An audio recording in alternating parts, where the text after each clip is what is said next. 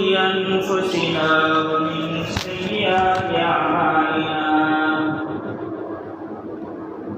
ونعوذ بالله من شرور أنفسنا ومن سيئات أعمالنا ونعوذ بالله من شرور أنفسنا ومن سيئات أعمالنا من يهده الله فلا مضل له ومن يضلله فلا هادي له ونشهد أن لا إله إلا الله ونشهد أن سيدنا ومولانا محمدا عبده ورسوله صلى الله تعالى عليه وعلى آله وأصحابه أجمعين أما بعد فأعوذ بالله من الشيطان الرجيم بسم الله الرحمن الرحيم ولله على الناس حج البيت من استطاع إليه سبيلا وقال النبي صلى الله تعالى عليه وسلم من حج لله ولم يرفث ولم يفسق فرجع يوم ولدته أمه آمنت بالله صدق الله مولانا العظيم وصدق رسوله النبي الكريم ونحن على ذلك من الشاهدين والشاكرين والحمد لله رب العالمين. اللهم صل على سيدنا محمد وعلى آل سيدنا محمد وبارك وسلم. اللهم صل على سيدنا محمد وعلى آل سيدنا محمد وبارك وسلم. اللهم صل على سيدنا محمد وعلى آل سيدنا محمد وبارك وسلم.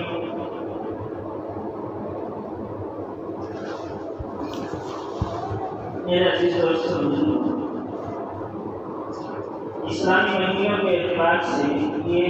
ذی القعدہ کا مہینہ چل رہا ہے. رمضان المبارک، اس کے بعد شوال اور یہ ذی القعدہ کا مہینہ جس کے آخری ایام چل رہے ہیں. آج 22 تاریخ ہے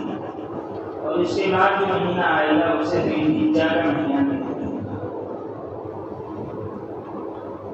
یہ جو 3 مہینے ہیں، شوال، ذی القعدہ اور ذی الحجہ، ان مہینوں کو اشہر الحج کہا جاتا ہے، حج کے مہینے.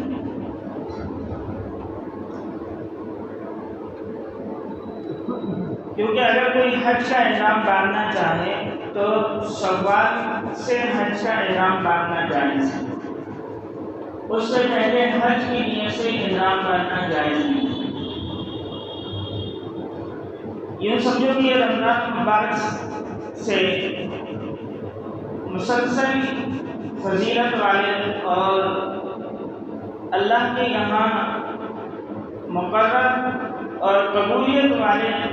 مہینے چل رہے ہیں. رمضان المبارک کو اللہ تبارک و تعالیٰ نے روزہ اور تراویح کے لیے خاص بنایا.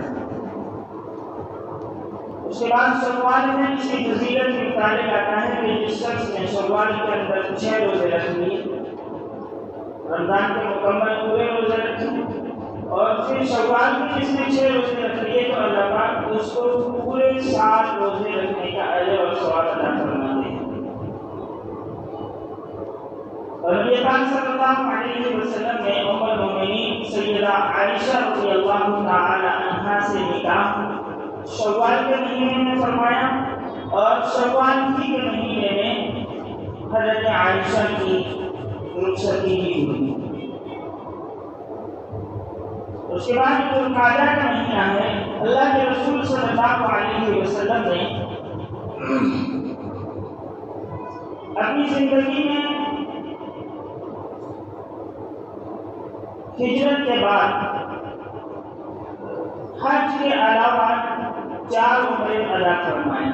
اور وہ چاروں کے چاروں عمرے ذی القعدہ کے مہینے میں اللہ کے رسول نے فرمائے۔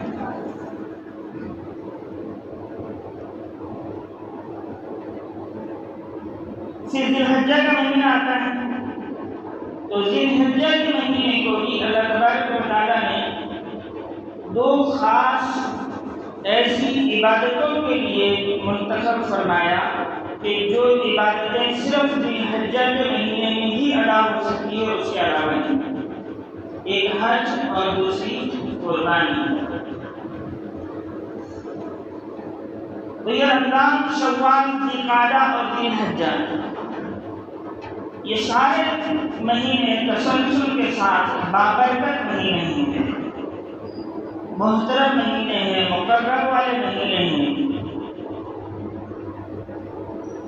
اللہ پاک نے اپنے بندوں کے لیے جو عبادت کی خاص قسمیں منتخب فرمائی ہے کہ جن چیزوں کے ذریعے سے اللہ کی عبادت کی جاتی ہے، وہ 3 طرح کی عبادات ہیں۔ ایک وہ عبادات جسے بدنی عبادت کہتے ہیں،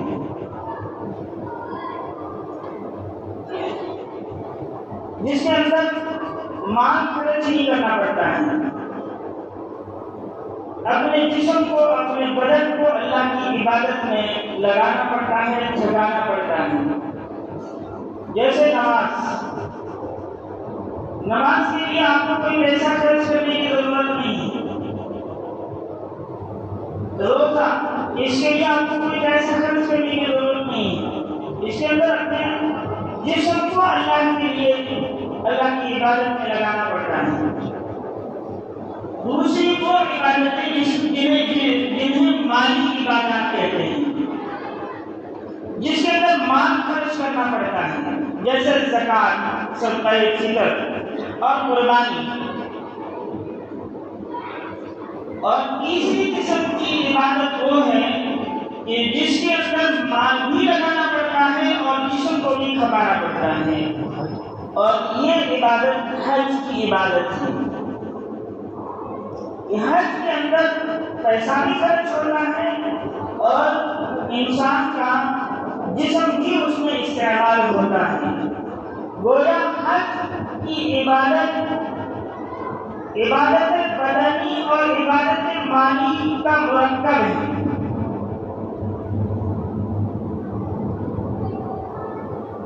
قرآن کریم کی جو آیت میں نے آپ حضرات کے سامنے پڑھی، جس میں اللہ تبارک و تعالیٰ فرماتے ہیں وَلِلَّهِ عَلَى النَّاسِ حِجُّ الْبَيْتِ مَنِ اسْتَطَاعَ إِلَيْهِ سَبِيلًا،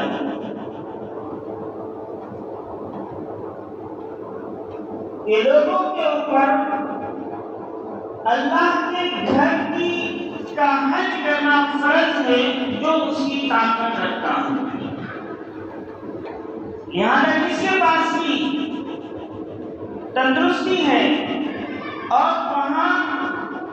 حج کر کے واپس آنے تک کا خرچ اور واپسی تک جو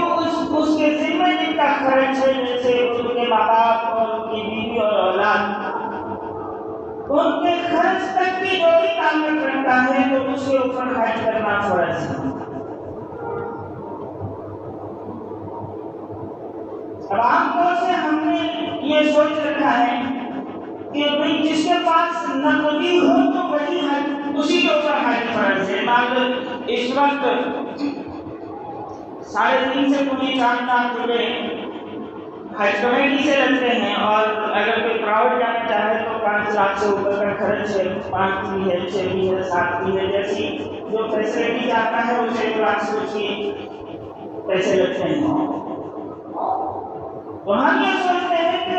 اگر کسی کے پاس مانو 5 لاکھ روپے نقد ہے تو ہی اس کے اوپر حج فرض ہے، ایسا نہیں ہے۔ جس کے پاس سونا اور چاندی کی شکل میں مال ہو یا مال تجارت کی شکل میں مال ہو، کہ اس کو مال تجارت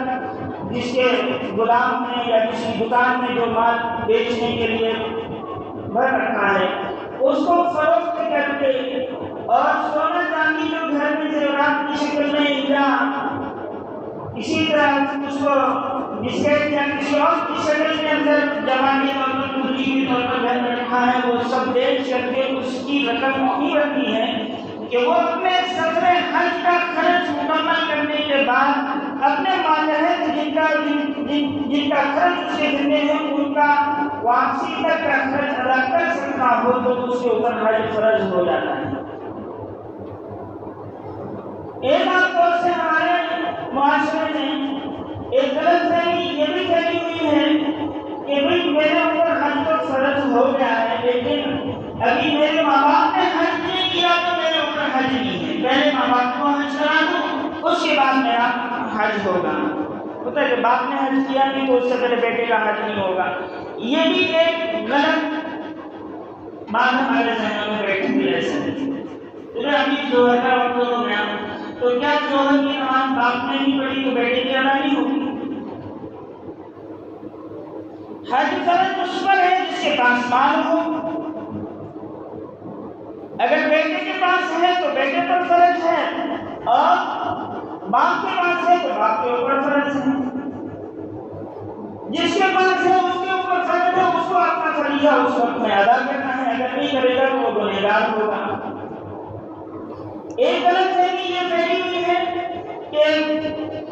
بچی جوان ہے، ابھی اس کا نکاح نہیں ہوا ہے، بچی کو نکاح کرنے سے پہلے اس کا حج نہیں ہوگا۔ یہ بہت بڑی ذمہ داری ہے، بہت بڑا فریضہ ہے والد پر کہ بچی جوان ہو جائے تو فوراً اس کا مناسب رشتہ دیکھ کر کے اس بچی کو جلد سے جلد نکاح کر کے اپنے فریضے کو اس کو پورا کریں۔ لیکن اب حج فرض ہو چکا ہے، کوئی مناسب رشتہ نہیں ملا اور اس کا نکاح کرانے کی کوئی شکل و صورت سامنے نہیں آ رہی ہے تو نکاح کے لیے اپنے حج کو مؤخر کرنا جائز نہیں ہے۔ اپنا حج کا فریضہ ادا کرو۔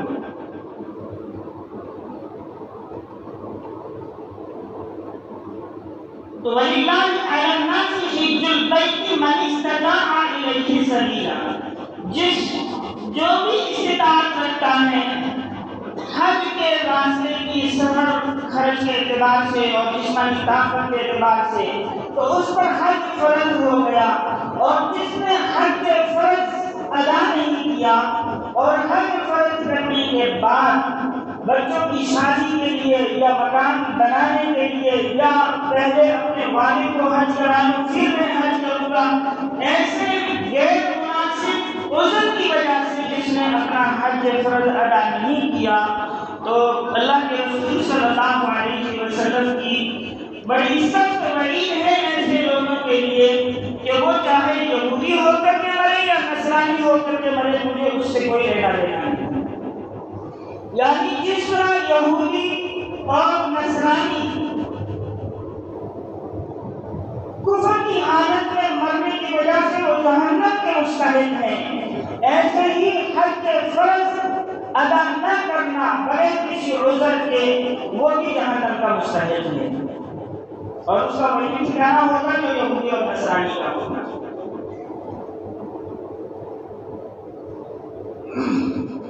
اور جس نے حج کر لیا اللہ پاک نے اس کو استطاعت دی اور اللہ کے فریضے کو مکمل کر لیا تو اللہ کے رسول صلی اللہ علیہ وسلم نے فرمایا من حج للہ، جس نے اللہ کے لیے حج کیا ولم یرفث ولم یفسق، اور اس نے اس حج کے دوران کوئی گناہ اور بیہودہ بے شرعی کا کام نہیں کیا، رجع کیوم ولدتہ امہ، تو وہ اپنے حج کو مکمل کرنے کے بعد ایسے گناہوں سے پاک اور صاف ہو کر کے لوٹے گا جیسے آج ہی اپنی ماں کے پیٹ سے وہ پیدا ہوا ہے۔ یعنی حج کرنے والا گناہوں سے معصوم ہو کر کے واپس لوٹتا ہے۔ اب ایک اللہ کے رسول کی دعا اور اس کے بعد میں جو ہمارے ذہنوں میں غلط فہمی پیدا ہوتی ہے اس کا بھی ازالہ کرنا بہت ضروری ہے، کیونکہ لوگ سوچتے ہیں کہ بھائی بھائیوں کا رشتے داروں کا اور پڑوسیوں کا، اور اگر کاروبار کسی کا مشترکہ کاروبار ہے کہ جو لوگ پارٹنرشپ میں کاروبار کرتے ہیں تو دھوکہ دے کر کے اپنے پارٹنر کا مال اکٹھا کر کے جمع کر کے اس کے اوپر قبضہ کر کے پھر اللہ کے گھر کعبہ کا طواف کر کے آ کر کے معاف کرا کر کے آ جاؤ، سب معاف ہو جائے گا، یہ غلط فہمی ذہن میں پیدا ہوتی ہے۔ اللہ کے رسول صلی اللہ علیہ وسلم کی دعا ہے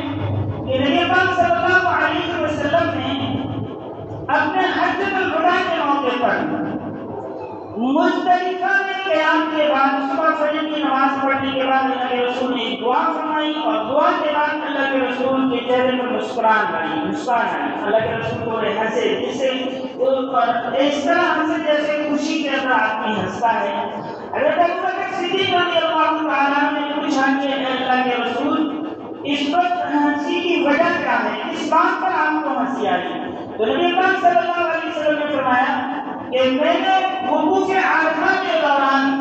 اللہ تبارک و تعالیٰ سے اپنی امت کے لیے دعا مانگی کہ اے اللہ، حج کی وجہ سے میری امت میں سے جو لوگ حج کریں ان کے اس حج کی برکت سے حقوق العباد کے بھی گناہ معاف فرما دے اور حقوق اللہ کے گناہ بھی معاف فرما دے۔ تو اللہ تبارک و تعالیٰ نے حقوق اللہ کے تعلق سے جو میری دعا تھی اس کو تو قبول فرما دیا، لیکن حقوق العباد کے گناہوں کی مغفرت کی دعا کو قبول نہیں فرمایا۔ لیکن میں مسلسل اللہ سے مانگتا رہا کہ اللہ تو بڑی قدرت کا مالک ہے، تیرے خزانے میں کسی چیز کی کمی نہیں ہے، میرے بندوں نے جو حقوق العباد کے تعلق سے کوتاہی کی ہے تو اپنے خزانے میں سے اس کا اجر عطا فرما کر کے بندے کو معاف فرما دے۔ تو اللہ تبارک و تعالیٰ نے مزدلفہ کے قیام کے بعد دوسرے دن جو دن ہے صبح کا 10 ذی الحجہ کی صبح کا دن، اس دن اللہ پاک نے میری یہ بھی دعا قبول فرما لی کہ حقوق العباد کا بھی گناہ حاجیوں کا اللہ معاف فرما دے۔ لیکن اس کا مطلب یہ نہیں ہے کہ حج کرنے سے پہلے کسی کا حق حرم کر کے حج کرنے چلے گئے اور اس سے وہ حق معاف ہو جائے گا، حق معاف نہیں ہوگا۔ اگر کسی کا 10-20 روپے یہاں تک کہ 1 روپیہ بھی ناحق لیا ہے تو اب معاف اس طرح ہے کہ واپسی میں اس کے وہ حق ادا کرنے کے بعد اب اس حق کو ہڑپنے کی وجہ سے جو اس کا دل ٹوٹا تھا، اس میں جو دل کو تکلیف پہنچی تھی، اس کا جو گناہ تھا وہ معاف ہو جائے گا، لیکن جو حق ہے وہ حق تو اسی وقت معاف ہوگا جب اپنے اس بھائی کا حق ادا کرو گے۔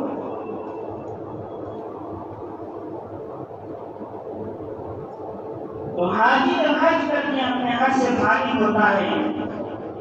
اللہ پاک بندے کے گناہوں کو معاف فرما دیتے ہیں۔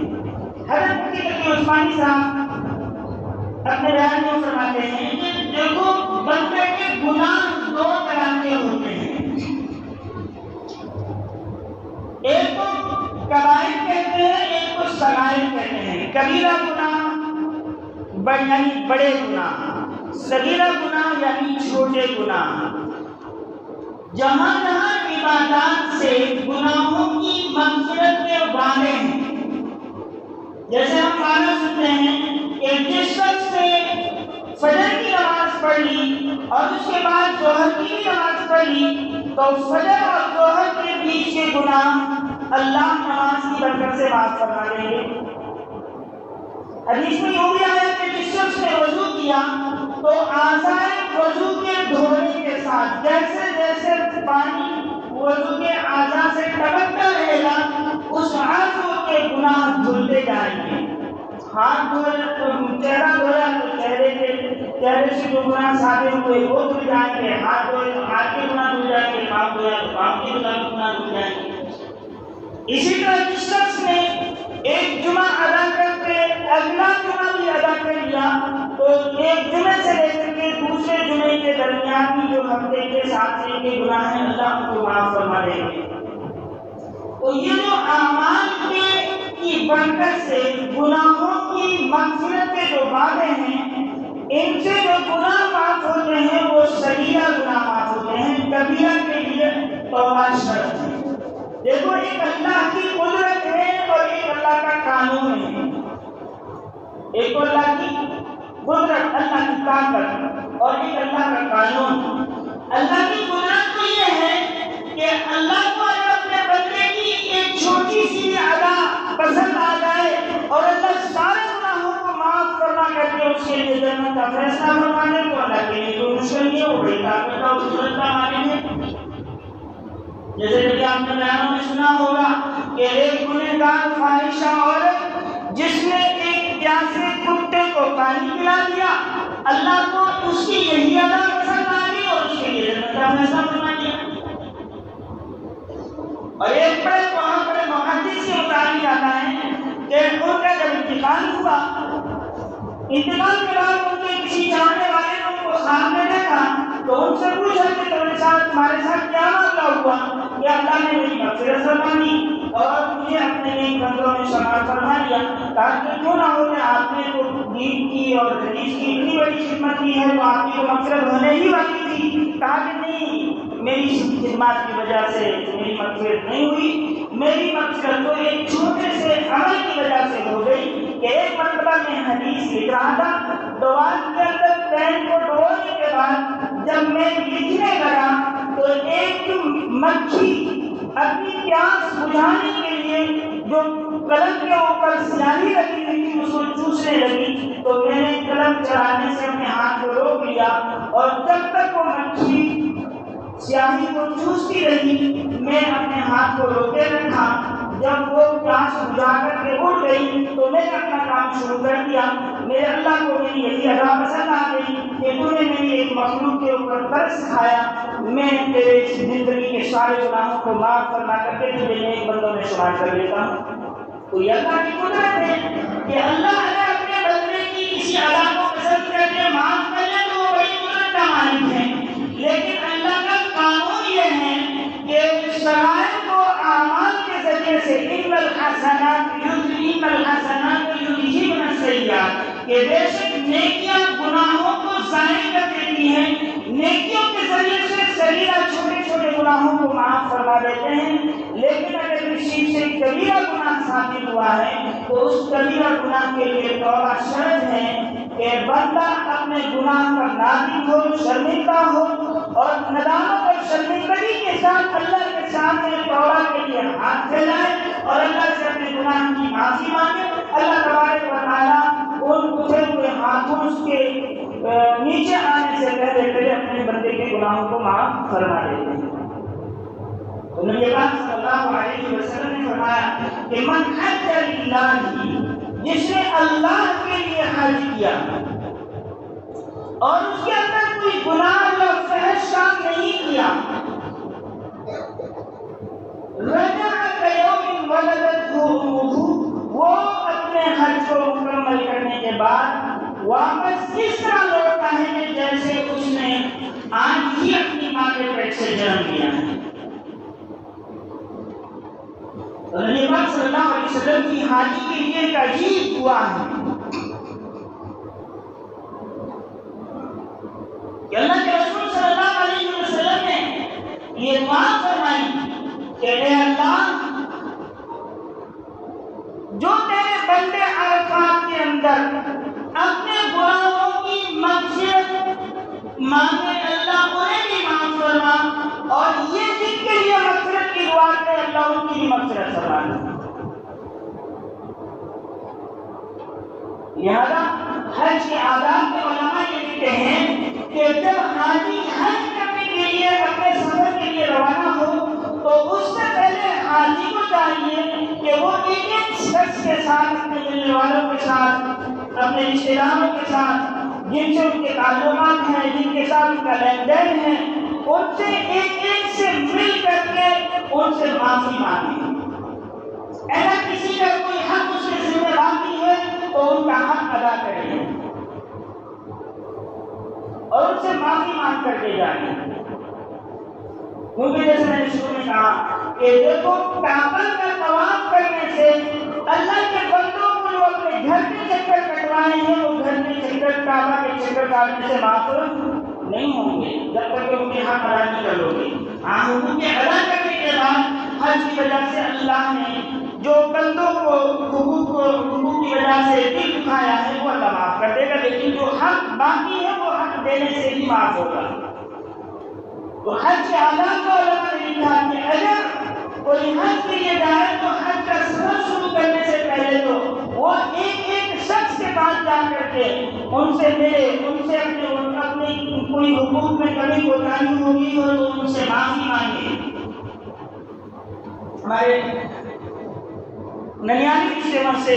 میرے نانا ہوتے ہیں حاجی عبدالستار صاحب ان کی مغفرت فرمائے. معمولی سمجھ سے ہمارے بھائی سے عیسیٰ ان کا بھی انتقال ہو گیا. وہ ایک دن کہنے لگے کہ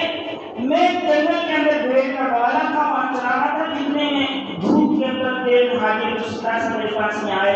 اور آتے ہی میرے ہاتھ پکڑ کر کے مجھے کہا کہ مجھے معاف کر دے، میں حج پہ جا رہا ہوں. حسن میں کیا معاف کرو آپ نے میرے ساتھ کچھ کیا نہیں. تو نہیں ایک مرتبہ تیرے ساتھ میں نے زیادتی کی. کیا کی کہ تو بھی بھیڑ چلا رہا تھا چھوٹا سا 10-11 سال کی عمر کا، اور میں بھی اپنی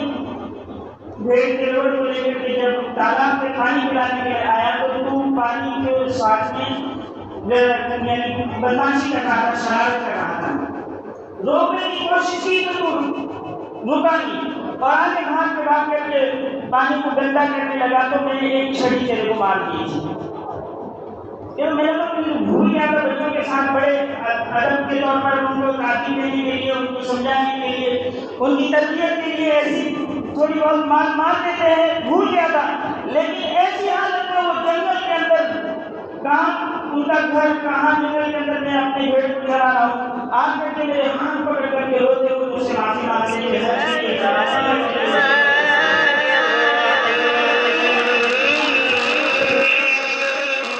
سفر کریں تو اپنے متعلقین سے معافی مانگیں، لیکن جب واپس آ جائے تو اب ان سے ان کے متعلقین کے لیے حکم ہے کہ سب سے بہتر تو یہ ہے کہ اس کے گھر میں داخل ہونے سے پہلے اس سے مل کر کے ان سے دعا کی درخواست کریں کہ آپ حج کر کے آئے ہیں، میرے لیے مغفرت کی دعا کر دیں کہ اللہ مجھے معاف فرمائے. کیونکہ اللہ کے رسول کی دعا ہے کہ اے اللہ تو حاجی جو اپنے گناہوں کی مغفرت مانگے ان کی بھی مغفرت فرما دے، اور حاجی جس کے لیے مغفرت کی دعا کرے اس کی بھی مغفرت فرما دے. اللہ کے رسول کی دعا کرنی رد نہیں ہوتی. گویا اگر حاجی کسی کے لیے مغفرت کی دعا کرے تو اللہ اس کی بھی دعا کو قبول فرماتے ہیں. لہذا ہمیں چاہیے کہ جب حجاج کرام واپس آئیں تو ان سے اپنے مغفرت کی دعا کی کہنے کے لیے ان سے ملنے کے لیے جائیں اور ان سے دعا کی درخواست کریں. اللہ تبارک و تعالی ہم سب کو بھی اپنے گھر کی حاضری نصیب فرمائے، اور جتنے حجاج کرام حج کے سفر کے لیے جا رہے ہیں اللہ ان کے سفر کو آسان فرمائے، انہیں حج مبرور و مقبول عطا فرمائے، اور ان کی خاص دعاؤں میں ہم سب کا بھی حصہ نصیب فرمائے. وآخر دعوانا الحمدللہ رب العالمین. Thanks for watching. Don't forget to like, comment, share and subscribe to Al Wahid channel.